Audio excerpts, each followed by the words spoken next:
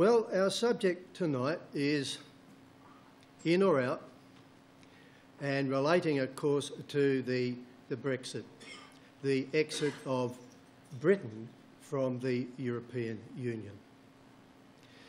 Now, make no mistake about this. This is a very fundamental issue. This is not a storm in a teacup. Now, the Brexit vote could change everything and plunge Europe into a financial chaos. That, in fact, is how it is seen. So then, how it will turn out, which way the dice will roll, we don't know as yet. Nevertheless, a referendum is in fact a barometer.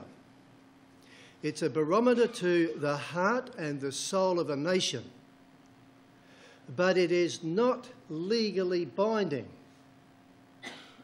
So that whatever decision is made here to maybe Brexit has to be ratified through the British Parliament.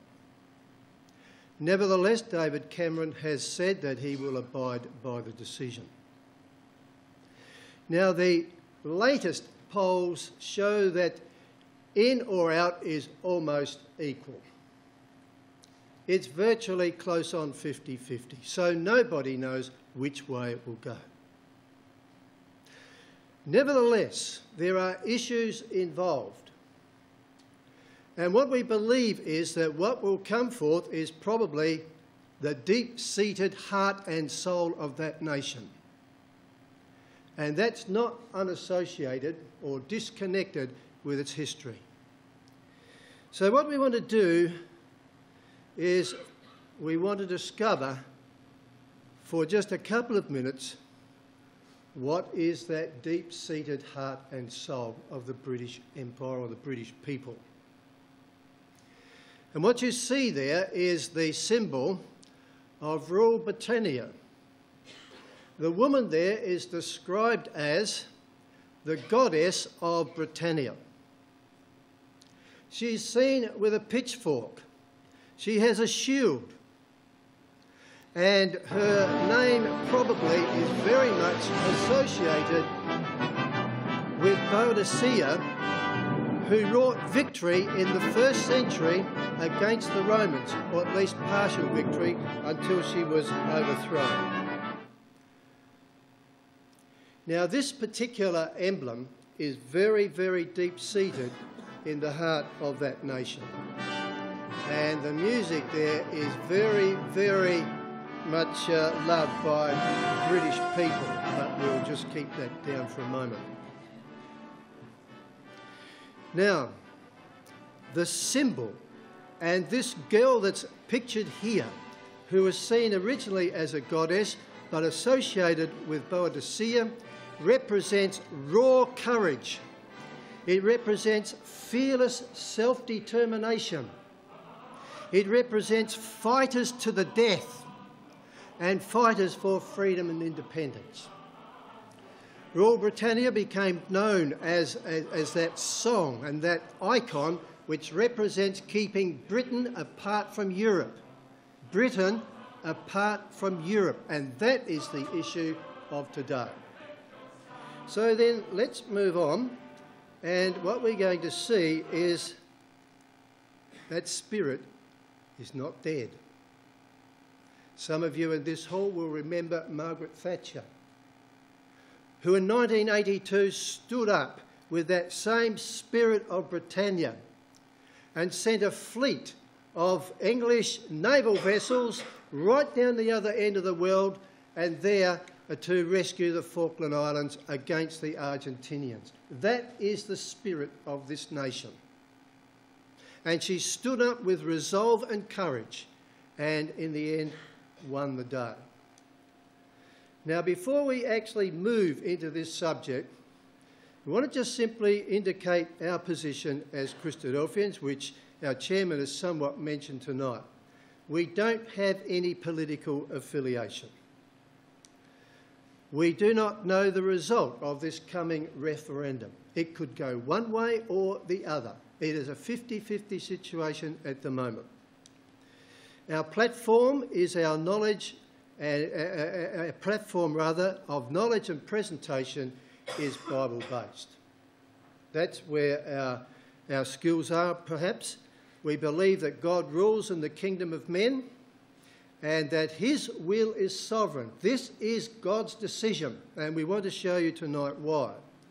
And then finally, we believe that Bible prophecy reveals to mankind the purpose of God with this earth. So if we want to know what God's position is, then we have to read our Bibles. And so we want to now just draw closer to the situation and try and understand what is gripping this nation and why indeed it is so important, not only to Britain and to Europe, but the whole of this world. Before we do move on, the Christadelphian position has always been, since 1847, that Britain will be no part of the European Union, of the empire that will be raised up in that old Roman territory. So then, signing a new constitution for Europe. This is really what it's about. On the 29th of October 2014, a momentous step forward was taken by the EU heads of state and government who gathered together in Rome for the signing of the Constitution. Now, the signing took place in the reception hall in Rome under the raised hand of Pope Innocent, indicating the presence of the Church, and its objective was to unite all Europe together in a modern version of a Roman Empire, and that was to include Britain. Now, in 2003, it was Tony Blair who officially took Britain into that union. So the Constitution now marks a new phase in EU matters.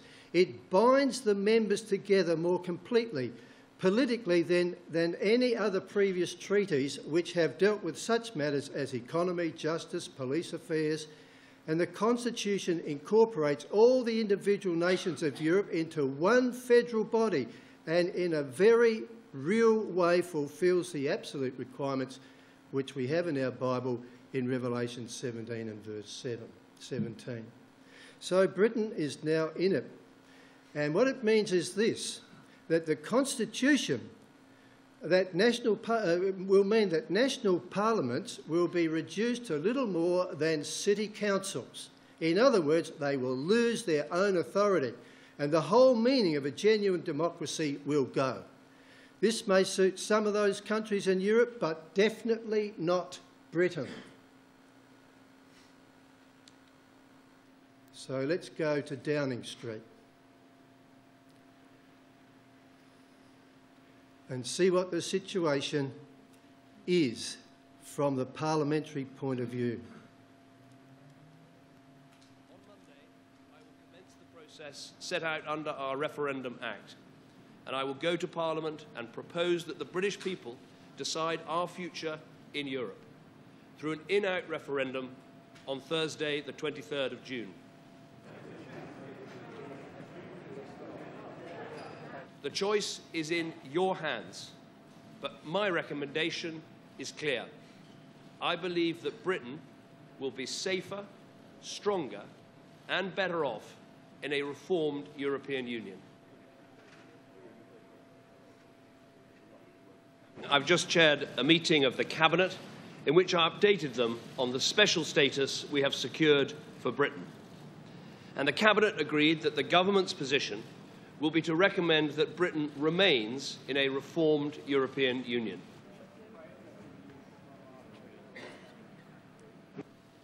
Now I want to speak directly to the British people to explain why.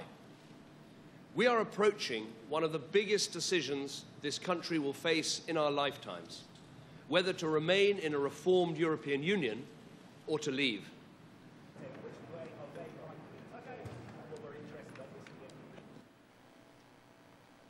So there is the official government position.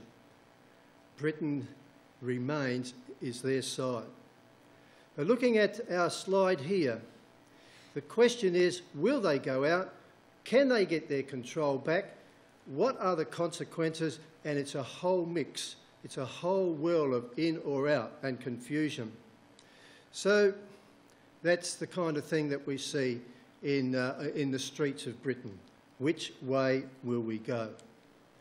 Now, you need to understand that, and this is quoting from some of the papers, this particular comment, Prophecy Newswatch, the EU is a horribly anti-democratic,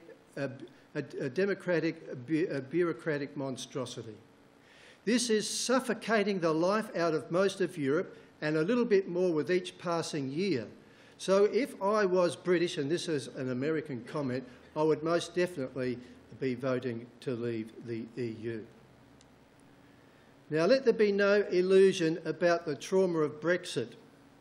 Anybody who claims that Britain can lightly disengage after 43 years enmeshed in EU affairs is a charlatan or a dreamer, or has little contact with the realities of global finance and geopolitics. This is not a small decision.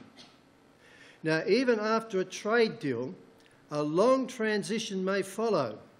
Senior EU and British officials expect a divorce. A separation could take a decade in total. We are not talking about 5 minutes. It is going to take a long time to disengage the enmeshments between Britain and the EU. So, are we going to see the spirit of rural Britannia coming to the fore again? Leader Nigel Farage is with me now. Good morning to you. Good morning. Starters' orders were off, as it were. Now, whatever you think of the Prime Minister's deal, he has at least fought the good fight. Let's start by being generous to him. He has argued very hard. He has been night after night fighting the case, and he's done all right. Didn't ask for much, did he? I mean, all he's asked for is some minor changes to benefits and a couple of promises that might go in the next treaty. And the truth of it is, he can't deliver this deal because the European Parliament can strike down the benefits deal and the European Court of Justice can rule out everything else. So to say to people, please vote for this deal in a referendum when you can't guarantee delivering it, seems to me to be a rather weak position. I think quite a lot of people who, didn't vote UKIP, who don't quite know what they think about Europe, are concerned but don't know the detail, will look at this deal and say, well, hold on a second. He has got a 4-year tapered break on benefits for migrants. Nigel Farage asked for a 5-year one a little while ago. He has got something on sending child benefit abroad. It's not nothing. It may not be everything, but it's not nothing. This is not the issue. The issue is not migrant benefits. The issue is an open door to 500 million people and net migration running at 1/3 of a million people a year. And this under a Prime Minister who promised us he'd reduce migration to tens of thousands a year. The issue is the fact we're paying over £50 million a day in a membership fee, and nothing's been done to change that. And the biggest issue of all is our Parliament and our courts cannot strike down European law that's against our interests. They're the issues that people will make their big decisions on in this referendum, not the marginal issue of migrant benefits. Well, let's start with that. Well, let me shed some light on it. There is one absolute certainty if we vote to leave the European Union, and that is that we will be in charge of our own country. We will make our own laws. We will run our own ministerial departments. I thought Michael Gove's comment yesterday that every day ministers are told, sorry, Minister, you can't do this, it's against EU rules, shows you the extent to which we've given away control of our own future. We will be in charge. And if we vote to remain, we're voting to remain in a union whose currency is failing, whose migrant crisis has led, according to the chief of Europol this week, to up to 5,000 Islamist extremists coming into Europe in the space of the last year, and will be part of a Europe that wants Turkey to be a member within 5 years. So then, this fellow makes a comment in respect to another requirement of the European Union, the EU. They're asking for more money because of the migrant crisis. Now, he said they're already paying $50 million a day. Now they want a whole heap more. Where is it going? Well, who knows? Now, throughout our 43-year membership, and this is again a comment from an English paper, of the European Union, it has proved increasingly greedy, wasteful, bullying and breathtakingly incompetent in a crisis. That is the European Union. The truth is that those extremely prominent European banks are headed for a collapse even without a Brexit. It's going that way. But if there is a leave vote, that will just accelerate the process. That is the possible imminent future. Now have a look at the positive side. Let's consider the sunny side, maybe, of a Rule Britannia. Let's be frank. Britain is an amazing country. We've got the 5th biggest economy in the world. We're a top 10 manufacturer. We've got incredibly strong financial services. The world wants to come and do business here. Look at the record of inward investment. Look at the leaders beating the path to our door to come and see what's happening with this great country's economy. There is a smiley face. The argument isn't whether Britain could survive outside the EU. Of course it could. And those who have said so is Nigel Farage, who you just heard, the leader of the Independent Party, and now Boris Johnson, who was the former Mayor of London. He is an MP. He does belong to the government, and he also has a view. Political project that is basically going on now for decades, which Britain has been a member of since 1975, and I now think is in real danger of getting out of proper democratic control. That is my view, and it's a view I've held for a long time. I've written a huge number of articles about it. And when people talk about sovereignty, this is not something that is possessed by politicians. Sovereignty is people's ability, the ability of the public to control their lives and to make sure that the people they elect are able to pass the laws that matter to them. And the trouble is with Europe that is being very greatly eroded, and you're seeing it more and more over employment, over border controls, over human rights, over all sorts of stuff. And you've got a supreme judicial body in the European Court of Justice that projects down on this entire 500 million people territory a single unified judicial order from which there is absolutely no recourse and no comebacks. And in my view, that has been getting out of control. There's too much judicial activism. There's too much legislation coming from the EU. And so you can see the story is the same. It's that downward suppression of those countries in the EU. There's a controlling factor. Now, in this comment here from the Daily Telegraph, here is an interesting observation.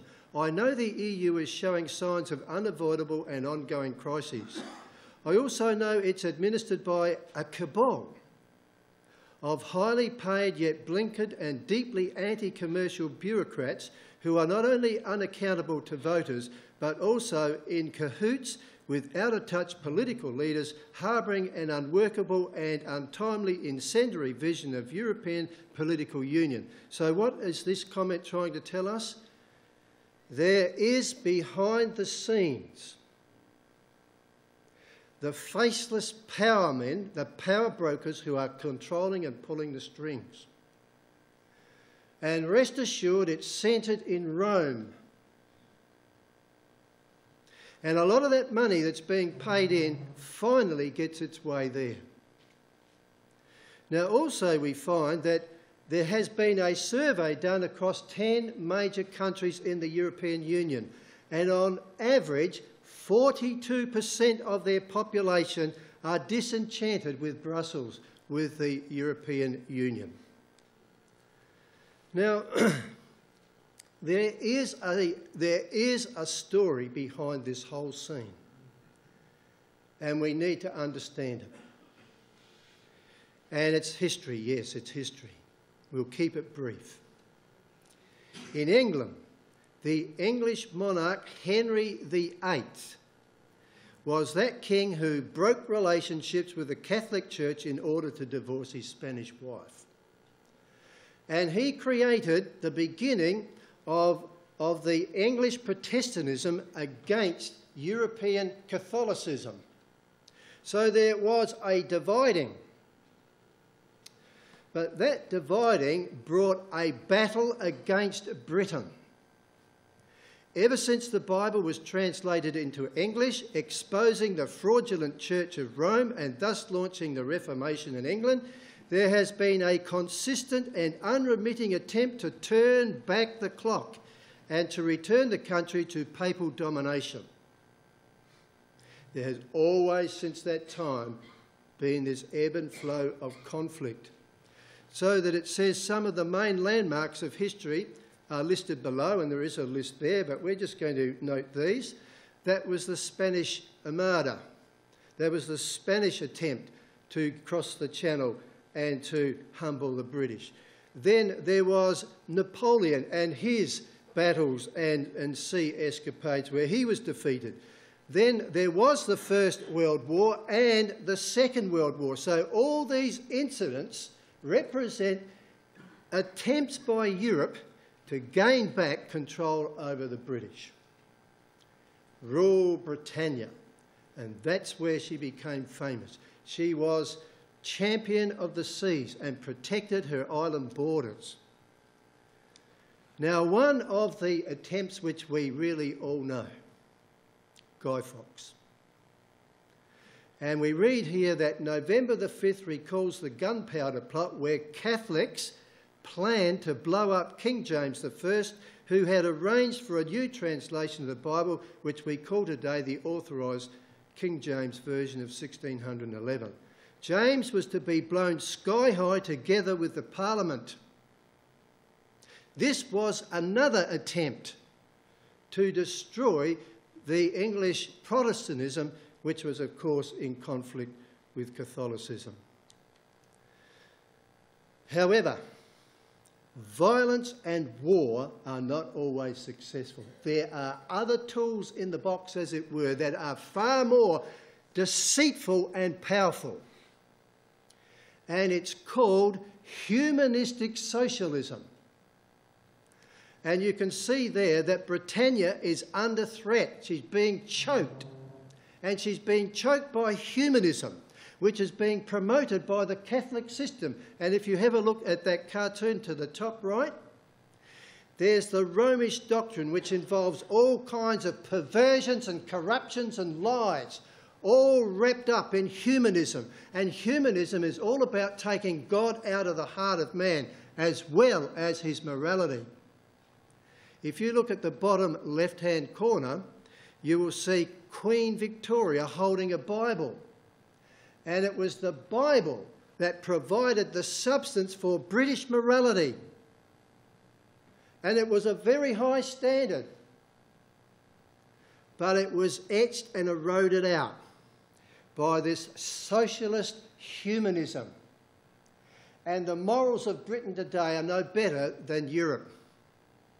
And in that way, this system of the European Union has gradually been creeping over the channels under the guise of Rule Britannia.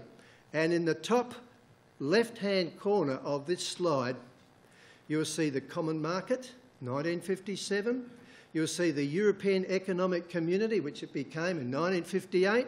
You'll see Britain joining the European Union in 1973 and signing the Constitution in 2003 and 4. So gradually it's being choked. And gradually Europe is taking over. And that's what you've heard on the slides before.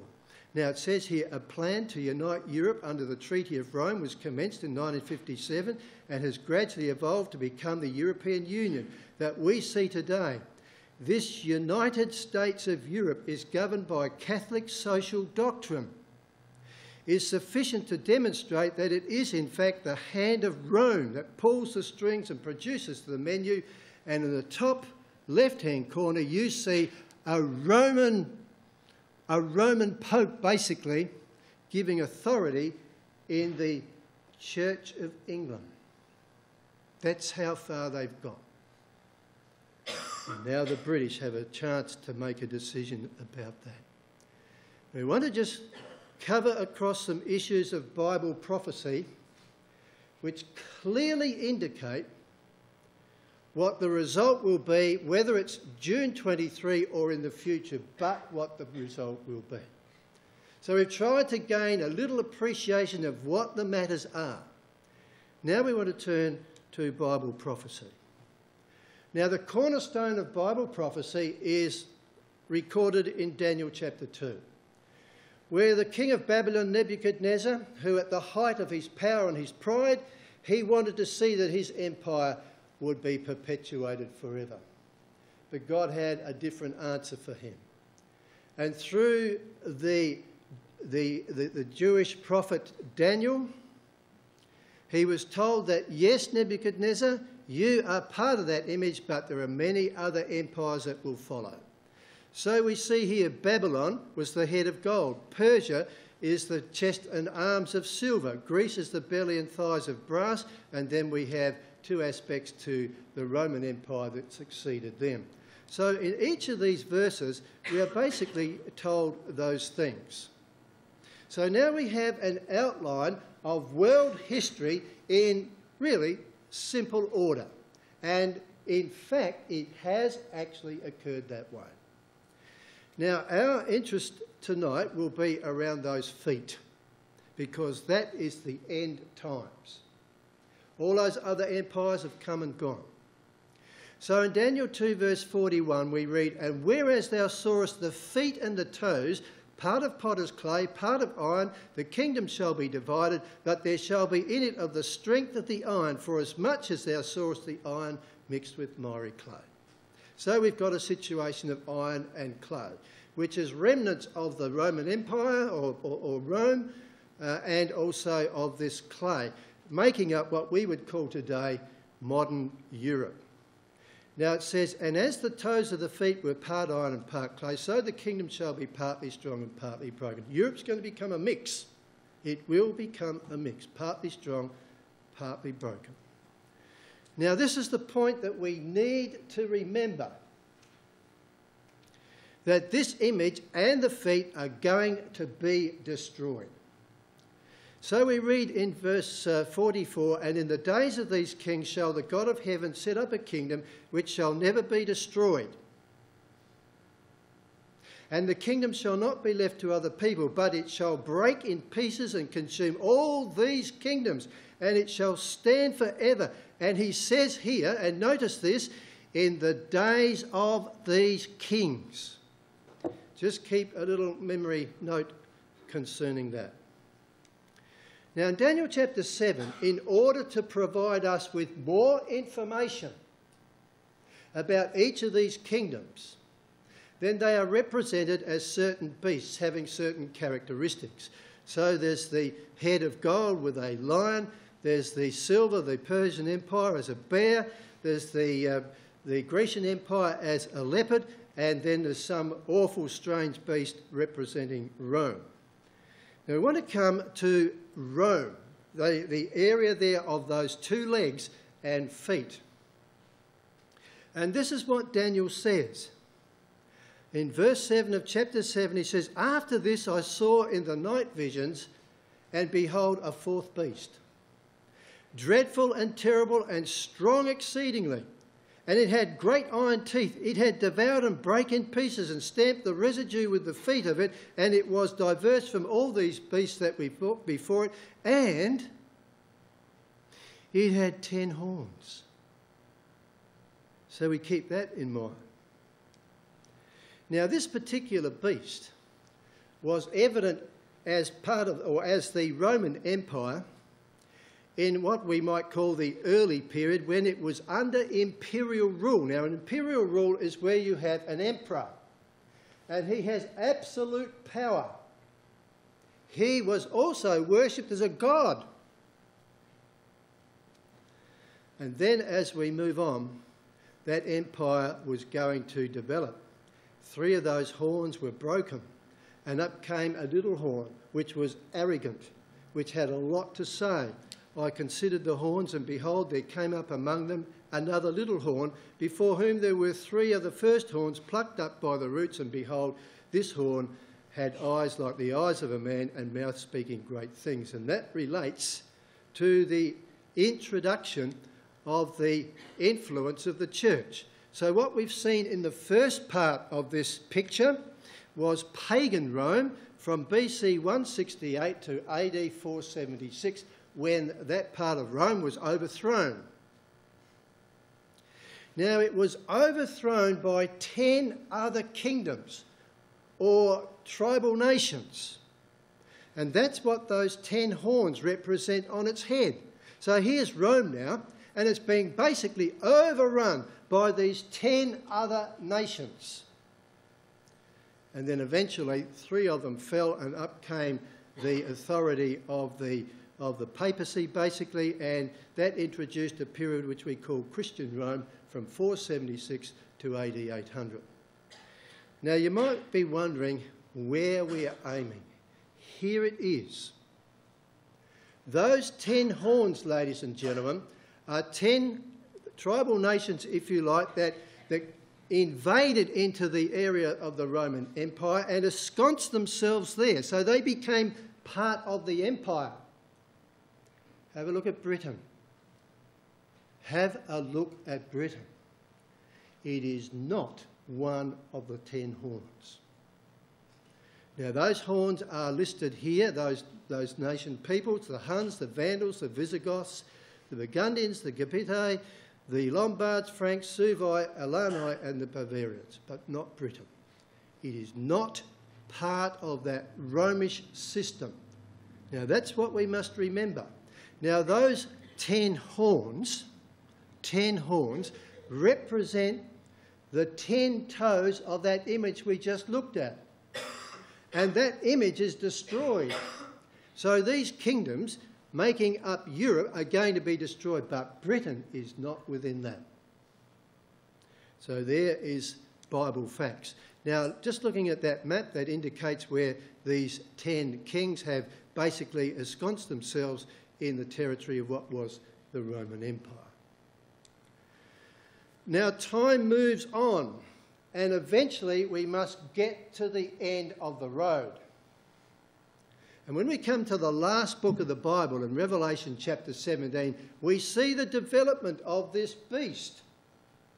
And now he has 10 horns, which we're familiar with, but now he's got 7 heads, and astride his body is this harlot, this arrogant woman who's in control. And she has that beast under her aura and her power. So we read, he carried me away in the spirit into the wilderness, and I saw a woman sit upon a scarlet-coloured beast, full of the names of blasphemy, having 7 heads and 10 horns. See, there's our identification with this Roman beast. But now we're looking at it in an end time, our own times.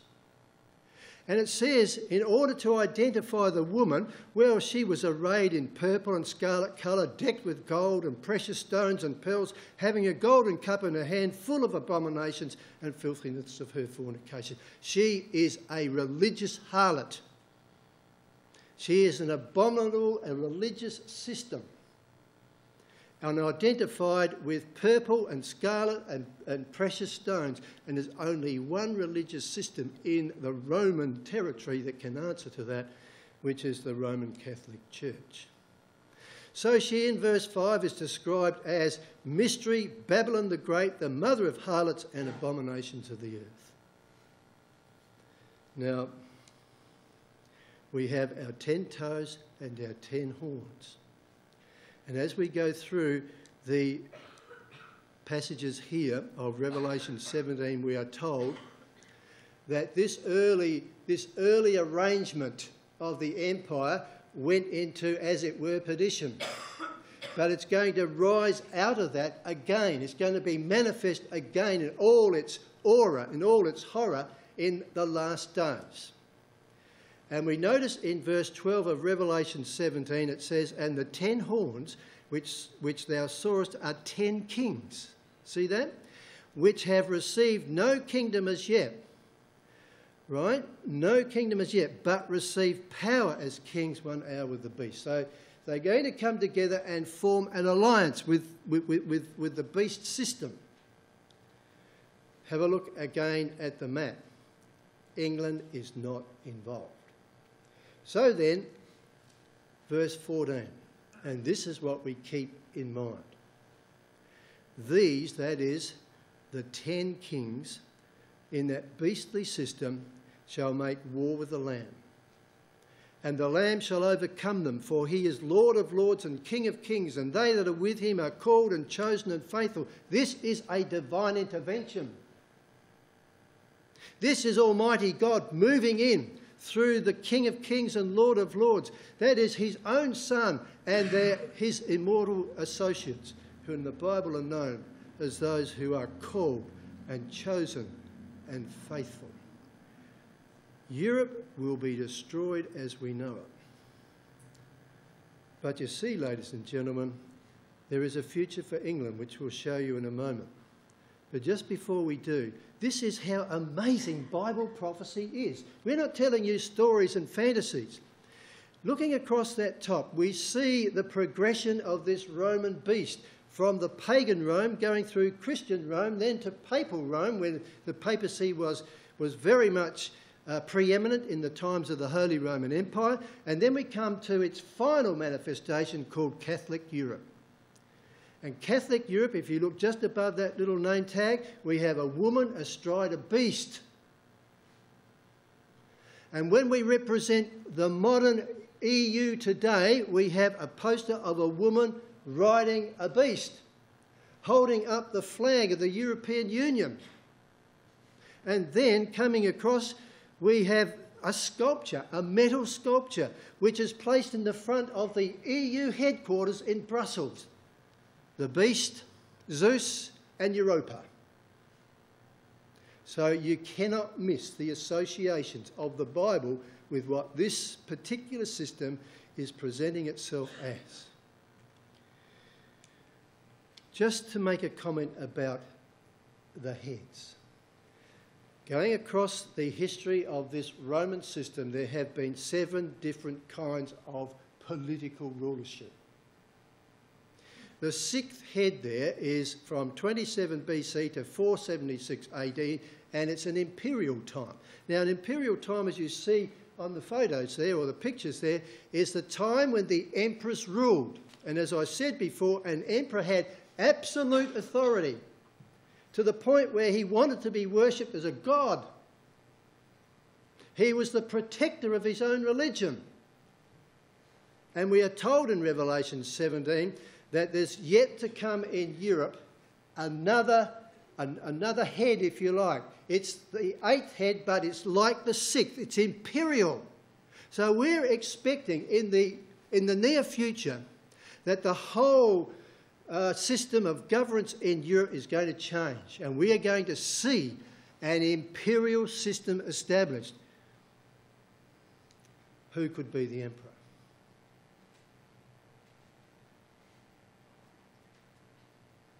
Recognise him? He has imperial ambitions. He is represented here as a bronze statue, erected in St. Petersburg, celebrating his ambition to be that emperor that we're talking about. We'll visit that again just in a few minutes. Now, Britain has a future in God's purpose. Britain is not going to be destroyed as those horned powers of Europe. In Isaiah 60 and verse 9, we're told, "Surely the isles shall wait for me, and the ships of Tarshish first." Now, Tarshish is a name for Britain, which we'll just note very quickly a little later. "To bring thy sons from far, their silver and their gold with them, unto the name of the Lord thy God, and to the Holy One of Israel, because he hath glorified thee." So they're going to be involved with their merchant navy, bringing Jewish people back to the land after this European monster has been destroyed. Now let's just think for a moment. There are some very, very interesting issues emerging. That heading at the top says EU leaders are planning a post-Brexit future without the UK. So you've got to look forward. And what they understand is this, that closer integration in a post-Brexit EU is likely to take the form of tighter security and defence collaboration against the backdrop of aggression from Russia in the east and the threat of Islamist terrorism, enhanced by the war in Syria and instability in neighbouring Turkey. Okay, that's our world today. They know they need greater security, and particularly with the invasion of refugees. Now read the words in the bold. Plans to embrace the military role of the European Union, potentially paving the way for a future EU army. That means an army that could be gathered together out of 10 kingdoms and probably for a future purpose. And this is being held back until after the Brexit vote. Now, world leaders have been united in urging David Cameron to keep Britain in the EU, with one notable exception. Even Barack Obama flew across to London to address the Parliament to tell them to stay in Europe. Vladimir Putin says, come on boys, exit. One notable exception. Now we read here that Brexit would have strengthened Russia's position in Europe and increased Gazprom's grip on the European energy market. Yes, Vladimir Putin will enjoy the spectacle and seek to exploit it. So he's clapping those who are pushing for a Brexit. Now, British people, we are told by their papers, should reflect on the fact that the only leader who would stand to gain from a British withdrawal from the European Union is Vladimir Putin. Now, there are several reasons for this thinking, so let's just explore them. There are 4. The first is geopolitics. Undoubtedly, the destabilisation of Europe, the EU, is a foreign policy priority for the Russian president. He wants to see Europe in a mess, because then it'll get all put back together like those 10 toes and 10 horns, and he will be the emperor. Second, much needed EU sanctions against Russia are more likely to be dropped if Britain left. Thirdly, Britain has strongly supported an independent European energy strategy. Economically and strategically, it is vital for Putin that EU countries remain reliant on Russian vast supplies of gas and oil. He's looking after himself. Now the fourth. The fourth is that it brings his personal ambition one step closer. The emperor of a newly reconstituted Roman Empire. And we've seen that implanted in the prophecies of Revelation chapter 17. So you see, we are marching on. We are marching on the road to Armageddon, which we read tonight in Ezekiel 38. A time when the King of Kings and Lord of Lords will confront this great confederacy under the heading or under the leadership of an emperor. So we remember this. In Acts chapter 17 and verse 31, the Apostle Paul said that God has fixed a day on which he will judge the world in righteousness by a man whom he has appointed, and of this he has given assurance to all by raising him from the dead. That man was his own son, the Lord Jesus Christ. God's appointed a day when this man, the King of Kings and Lord of Lords, is going to intervene. Now, we read tonight from Ezekiel 38. And just basically to summarise, we have here in verse 2, Son of man, set your face against Gog. Now, Gog is a personality. He's a leader. He will be this emperor of the land of Magog, the prince of Rosh, Meshech and Tubal, this being the New King James Version, and prophesy against him and say, thus saith the Lord God, behold, I'm against you, O Gog, the prince of Rosh, Meshech and Tubal. Now, Rosh historically can be shown to be the most ancient form or appellation or name of Russia. It was the Rossai who actually evolved out of the territory of Ukraine. And that's why Putin is so interested in that area, because he wants to revive the roots. And it was in the Ukraine that they adopted Eastern Orthodox Catholicism. Rosh. Meshech is Moscow and Tubal is Tobolsky, two main cities, you might say west and east in Russia. It's the Russian. Now he says, I will turn you around and put hooks into your jaws and lead you out, and with all your army, horses and horsemen, all splendidly clothed, a great company with bucklers and shields, all of them handling swords. He's going to put hooks in that man's jaws. He has to. Because you see, Vladimir today is developing a global image of being the protector of the Christian religion. He is the global peacemaker. He's just recently ferried down into the Middle East to calm things down, and then withdrew back. So then, in verse 38, with him is Persia, Ethiopia and Libya. And they're all with them with their various armaments, shield and helmet. Now notice as well Gomer and all his troops, the house of Gomer from the north, and all his troops and many people with him. Now I just want to explain that a little bit from this map.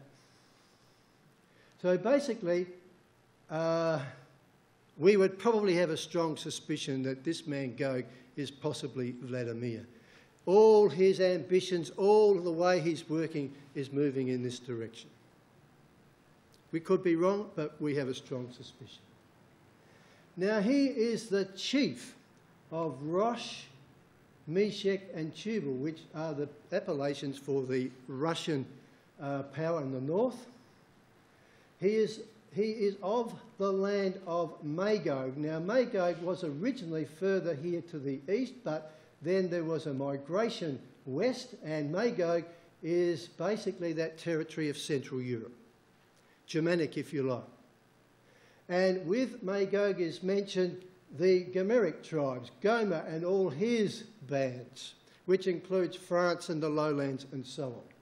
So what we have here is a collection of nations who are going to join this Russian, and as we're told here in the chapter, they're going to make their way down into the Middle East. So it's a coalition primarily of Catholic forces with the intention to achieve what they've always wanted to do, could never achieve it with Britain, and that is world dominion. Now they have their forces in the south, as we're told here, so that we read of Persia, Ethiopia and Libya. So Israel, who is the target, apparently dwelling confidently, is surrounded. But we're also told this, that down in the south we have Sheba, Dedan and the merchants of Tarshish. Now the merchants of Tarshish, as it says, with the young lions thereof, represent the British power. It is not part of that amalgamation of European nations, that coalition.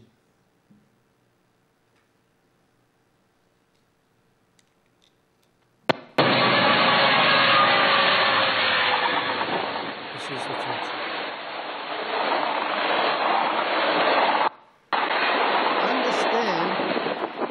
The Russians have already moved a huge amount of armament into the Middle East. Vladimir has his footprints over Syria and Iraq. Not only has he moved this weaponry into the Middle East, but he is sending his ships into the Mediterranean. He has a port at Tartus in Syria. He is negotiating ports in Cyprus and Greece. He is negotiating another port on North Africa. He is surrounding the whole area and preparing for this occasion. And the arrows show there the directions of the invasion. And you can see that the naval presence in the Mediterranean is indeed horrific. Likewise, the land armaments as well. So then, notice down in the bottom left-hand corner here, we have the merchants of Tarshish. That's a World War I poster calling the young lions to arms.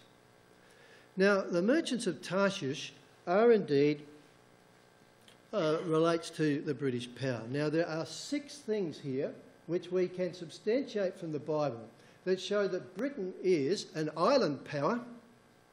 It traded early in the metals of iron and tin and lead. Now, we don't have the time to follow these out, but it is Bible proof that the merchants of Tarshish is Britain. Now, you can see on this map that boats left from Phoenicia, from Tyre in the Middle East, they sailed along the Mediterranean, went through the Straits of Gibraltar and finished at Cornwall in Britain, where, if you look at the picture at the top, that's Cornwall. If you look at the picture this side, they are ancient tin mines, and if you look at the picture in the middle, they are paintings in Cornwall of trading between the Phoenicians and the Britons. So the evidence is there that this Tarshian power is indeed Britain. Now, there's no other power in the world that can ever boast to be a mother lion with its cubs, the merchants of Tarshish with the young lions thereof. And of course, the Commonwealth of Nations will be involved in this. But Britain has long been known as a mother country and with its cubs, and as we see here, calling them up for duty. Now, we want to finish on this, the last part of Ezekiel, because Britain is not going to be actively involved in destroying that coalition from the north. This is God's prerogative. This is for the King of Kings and Lord of Lords. Oh yes, there will be protests from Britain and Sheba and Dedan, those with them in the south. But it's God's battle. We read here, which is the last verses 21 to 23 of Ezekiel 38, and I will call for a sword against him throughout all my mountains, saith the Lord God. Every man's sword shall be against his brother. It'll be a mutual destruction. That's the way God works. And I will plead against him with pestilence and with blood, and I will rain upon him and upon his bands and upon many people that are with him, and overflowing rain and great hailstones, fire and brimstone. This is the artillery of heaven. And thus, says God, I will magnify myself and sanctify myself, and I will be known in the eyes of many nations, and they shall know that I am the Lord. And that's how we started, and this is how we finish. That it's God's will that will determine what will happen in Britain in the next few days. But understand this, it is hugely important, because it may well open a window which tonight we have seen is the beginning of a pathway to Armageddon. So with that, we just finish on this, and Brexit is inevitable, either now or in the future, and for the benefit of our